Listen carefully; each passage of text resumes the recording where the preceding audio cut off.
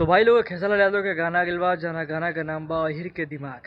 ये गाना बहुत ब्लॉकबस्टर गाना बा और जातिवाद तो होते बा भोजपुरी इंडस्ट्री में। तो एगो खेसारी लाल के गाना भी अगिल बा अहिर के दिमाग। यही गाना के बारे में उनके बताओ जाए। तो सबसे पहले जो भी लोग चैनल पर चलो सब्सक्राइब कर दो, वीडियो को शेयर कर दो और वीडियो को लाइक कर दो। तो चलो वीडियो स्टार्ट चला। तो हेलो हाय नमस्ते बड़ाम अस्सलाम वालेकुम सत श्री अकाल भाई तनिक हम सगीर। फिर हमारे एक छोटा सा एपिसोड में स्वागत बा। और भाई हमने खेसारी लाल यादव के जो गाना इल बा अहिर के दिमाग, यही पे बारे में चर्चा थोड़ा सा हुई।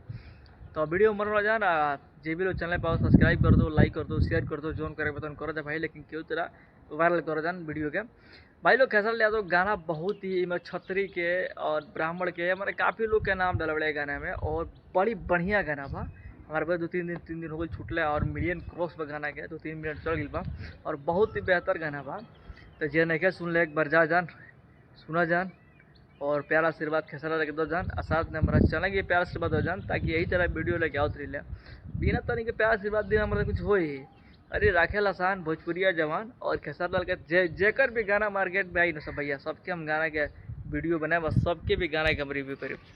चलो जा भाई सबके गाना के बारे में बात करें तो हमारा चैनल पे जुड़ो जान हमारा चैनल। तो भाई खेसारी लाल के गाना जो हम तनी अहिर के दिमाग काफ़ी मतलब लागत से बनल बा। और जानते बड़ा भोजपुरी में बड़ा कंपटीशन के जमाना बा, जेकर भी गाना होता कई लाख रुपया लगता गाना के वीडियो शूट कैले में आ गाना बनौला में। तो खेसारी लाल यादव गाना के बहुत बड़का बनाओ खातिर मैंने गाना में बहुत पैसा लगा पड़ा, बहुत ही खतरनाक गाना, एक्ट्रेस भी, मॉडल भी, हर चीज़, म्यूजिक गाना मेरा एक हर चीज़ में बढ़िया बनल बा।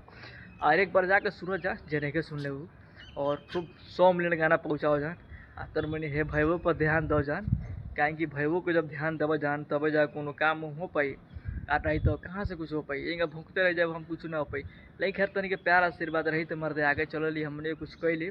लेकिन हम चाहब कि खेसारी लाल के जितना भी फैन बड़ा यार हम लोग सपोर्ट कर दे भाई लोग।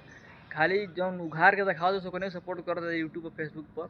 लेकिन खैर कोनो बात नहीं है, खेसारी लाल के गाना बा अहिर के दिमाग। तो हमारा निहोरा बा एक बार जाके सुनो जान। और यही तरह हम सारा अदरवाइज कलाकार के वीडियो हम शूट करते रहे, वीडियो के बारे में बताते रहे, गाने के बारे में जानकारी देते रहे। तो हमारा चैनल पर बढ़ जान, हमारा चैनल सपोर्ट कर जान। तनिक सपोर्ट मिले तो हमने कुछ स्टूडियो बना के कुछ बेकायदे इंट्रोडक्शन के लिए बढ़िया से बनाओ ले। और तनी के बिना सपोर्ट के बिना कुछ ना हुई। तो एक बार जा जान और सुना जान खेसारी लाल यादव के गाना अहिर के दिमाग। और ढेर सारा प्यारा आशीर्वाद हो जान करा के और साथ में हमरों के, कहीं कि गंजिए पे बारे सोचनी कुछ वीडियो बना दी, ठीक बा। और प्यारा आशीर्वाद हो जा। तो चलो जाए वीडियो आज के उतने वाला फिर मिली को नेक्स्ट को अगला वीडियो के बारे में बात करते हैं। तो जय हिंद जय भारत।